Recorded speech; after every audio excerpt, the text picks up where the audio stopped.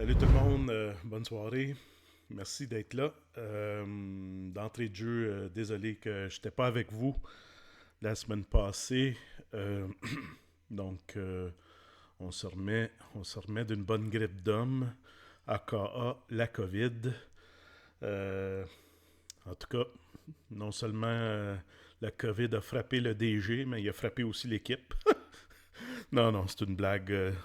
Vu que j'étais pas là la semaine passée, puis là, avec le résultat de cette semaine, donc ça fait deux défaites de suite. On a perdu, euh, on a perdu contre, si on revient à l'autre semaine, là, contre FLQ par 1,6 points. Encore une fois, c'est notre deuxième défaite avec 2 points de différence. Donc ça fait mal au classement. Et cette semaine, ben, on s'est fait écraser. Victoire convaincante de Trop Fort pour la Ligue. 168,38 à 104,96. En 2 matchs, ils ont remporté la série de 2 matchs cette saison contre nous, avec au-dessus de plus de 49 points de différence. Donc, grosse victoire de Trop Fort pour la Ligue. Ils nous ont eu bien, mais nous, on a eu beaucoup de joueurs dans le bail. C'était la semaine 13. C'était la fameuse semaine 13 pour nous, avec les meilleurs joueurs absents, dont Josh Allen, TJ Hawkinson. Donc, fait que c'est ça. Donc, 2 défaites de suite. On est à 5 victoires, 8 défaites. Il nous reste un match. Je vous l'ai dit, notre objectif, c'était d'avoir une fiche de 500, 7-7. Donc, ben, comme vous le savez, on va essayer de finir moins payé que 5-9. Donc, on aimerait ça gagner le prochain match puis finir la saison comme il faut avec le genre de saison en montagne russe qu'on a connu. Je pense on veut finir avec une victoire. Donc, euh, je suis prêt à recevoir les questions de votre part, les amis. Salut Tony, content de voir que tu es de retour cette semaine suite à l'absence de la semaine passée. J'espère que tu t'es bien reposé. Euh, Depuis les 2 dernières semaines, c'est 2 défaites en ligne. Peux-tu me parler un peu de ce qui s'est passé dans les 2 derniers matchs qui a fait en sorte que tu as perdu ces 2 matchs-là? Ben, si on commence tout de suite avec le match de cette semaine, qu'est-ce qu'il y a, tu sais, je veux dire, on n'avait pas notre alignement partant et le plus complet. Donc, c'est Geno Smith qui a pris la relève, mais excellente performance. Je ne m'en attendais pas. Jeudi soir. En tout cas, il nous a donné de l'espoir. Fait que c'est le genre de backup qu'on voit en fantasy, qu'on est très heureux. Puis je pense que c'est pour la première fois, nos deux porteurs de ballon, ils ont combiné 35 points en plus. Donc, je pense que c'est la première fois qu'on a fait ça. Mais là, il me manquait TJ Hawkinson. Puis là, on est allé chercher au balotage parce que j'avais pas de tight end backup. Juwan Johnson des Saints. Puis 0 point. Puis Christian Kirk qui s'est blessé hier soir euh, au Monday Night face aux Bengals, mais fallait avoir une performance de 40 points. Donc, puis les Cowboys, pour une des rares fois, euh, ils ont fait moins 1 point. D'habitude, ils font 15-20 points. Ils nous aident à gagner le match. Donc, toute cette différence-là est là. Euh, la défaite est là. Contre FLQ, la semaine passée, contre FLQ, si je vais rapidement, euh, ça sera pas long. Très frustrant. Je m'en veux. Je dois dire je veux pas blâmer coach Jonathan là-dessus. Euh, Parce que on a laissé beaucoup de points. On a laissé beaucoup de points sur le banc, dont Chubba Hubbard. Euh, Jonathan m'avait demandé, m'avait demandé un jour à l'avance. Il était pas sûr entre Pierce et Hubbard. Puis ça a été ma décision. Donc, cette décision-là de line-up a été de ma part. Donc, je prends le blâme là-dessus. Puis, était là la différence parce qu'encore une fois, tout le monde avait bien performé. Grosse performance de Josh Allen encore. C'est notre MVP. Là. À la fin de l'année, on va nommer nos joueurs à l'interne, là, nos joueurs par excellence, mais on a fait seulement 7 points comme porteur de ballon. Puis, quand tu joues contre FLQ, ils ont Tyreek Hill, il y a eu Calvin Ridley, ils ont eu des points tout partout. Fait que, puis ils sont sur une bonne séquence FLQ. Donc, deux semaines vraiment décevantes parce que on voulait aller chercher la victoire pour aider notre meilleur positionnement. On est en 9e place en ce moment. On est à une place des séries.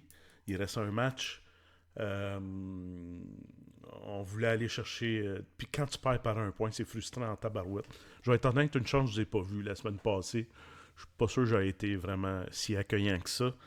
Une défaite par un point, quand tu laisses des points sur le banc, c'est ça. Puis, je vous l'ai dit, hein, quand on joue du rattrapage, c'est très difficile, c'est épuisant, il y a encore des bye week. On dit toujours on a des chances de gagner parce que les autres équipes, ils ont des blessures, ils ont des bye week, mais nous autres aussi, on vit ça. Puis là, on l'a vécu cette semaine, ça a fait mal. Est-ce qu'on aurait gagné? Peut-être pas. Je sais pas. En tout cas, bref, on n'a pas été chercher les victoires dans les 2 dernières semaines. Avec ces 2 défaites-là, tu viens de passer au 9e rang, qui est le spot juste en dessous des séries. Ton niveau de confiance à être capable de remonter ça pour faire les séries, il est à combien? On n'a pas le choix. Il reste un match, il faut le gagner. Selon mes calculs, c'est des calculs rapides que j'ai faits.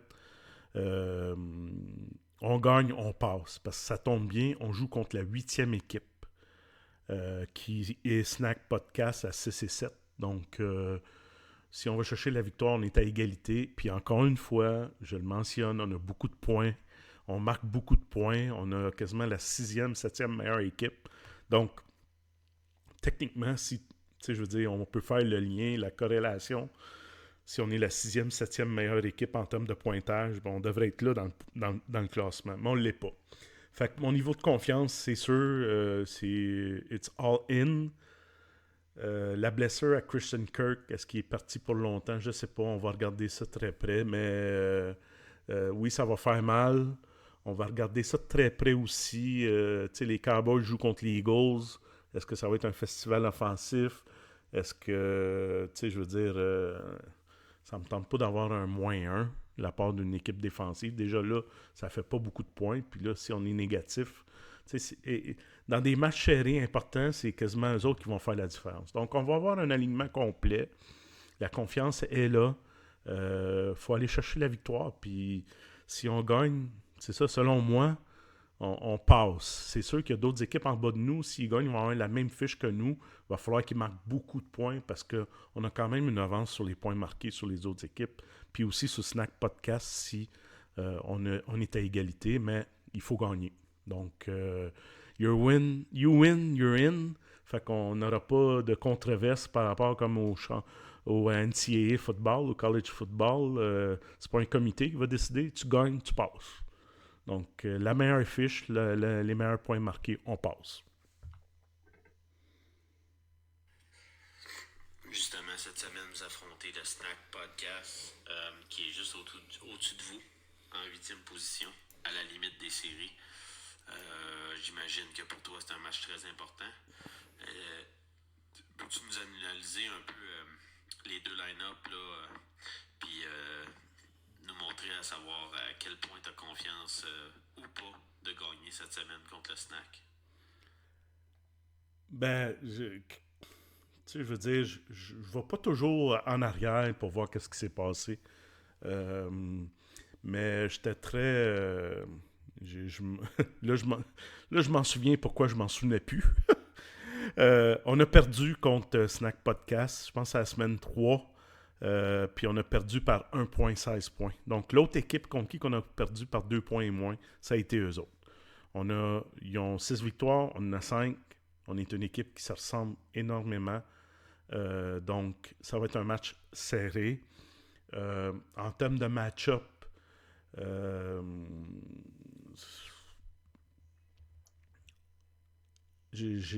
qu'est-ce que j'aime dans nos joueurs, c'est comme ça on a regardé lorsqu'on repêchait, c'est surtout moi, quand je prends une décision comme ça, puis avec coach Jonathan, il est comme ça fait pas longtemps qu'il est dans le fantasy football, puis c'est ça qu'on essaie d'apprendre ensemble, que j'essaie d'y expliquer, c'est que on regarde aussi, surtout des bons joueurs, on regarde comment ces grands joueurs-là peuvent aussi performer en fin de saison. Josh Allen, les Bills veulent gagner, veulent aller au Super Bowl, veulent finir premier de la conférence, veulent avoir l'avantage du terrain. Donc, quand ils perdent, je veux dire, ils vont continuer à lancer. Puis, le jeu des Bills est relié à Josh Allen. Il lance le ballon pour des touchés ou il court pour des touchés. Fait que, c'est pour ça que c'est des petites décisions de même qui fait que pour moi, on a beaucoup de joueurs qui vont nous aider d'ici la fin de la saison. Mais c'est un match serré.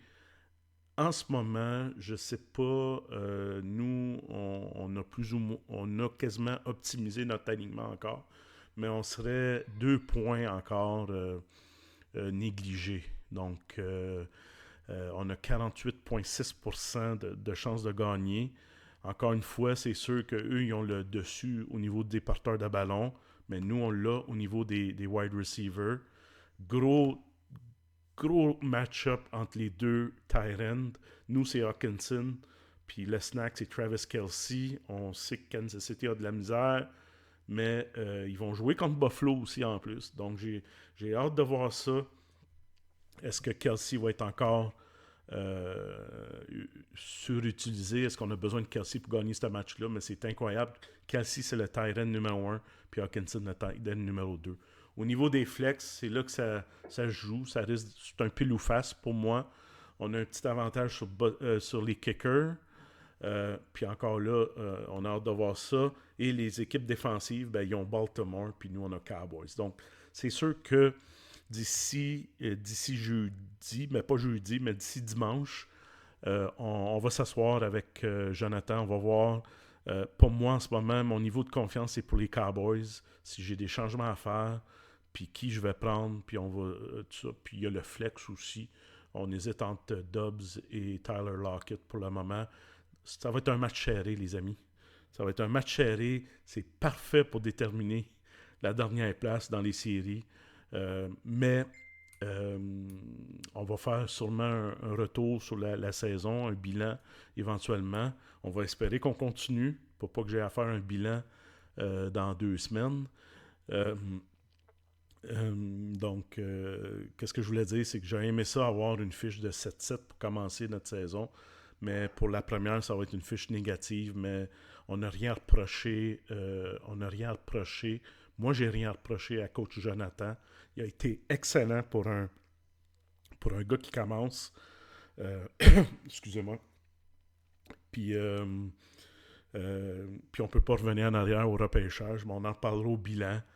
Puis, mais c'est malheureux que cette équipe-là n'ait pas une fiche positive à la fin de la saison. Donc, bonne chance, Snack Podcast. Charles-Antoine Sinotte, Martin Junot, le chef. En tout cas, le virus est encore ici. Mais bonne chance. Puis, ça va être une fin de saison excitante. On l'a calé quand on commence à 0-4, puis on s'est dit on va se battre jusqu'à la fin. Il y a eu des petits obstacles, surtout dans les 2 derniers matchs. J'aurais souhaité une victoire, mais ça ne sera pas le cas. Donc, en espérant, finissant avec une victoire puis une participation aux séries, puis après ça, on s'en reparlera. Merci, gang. Bonne soirée.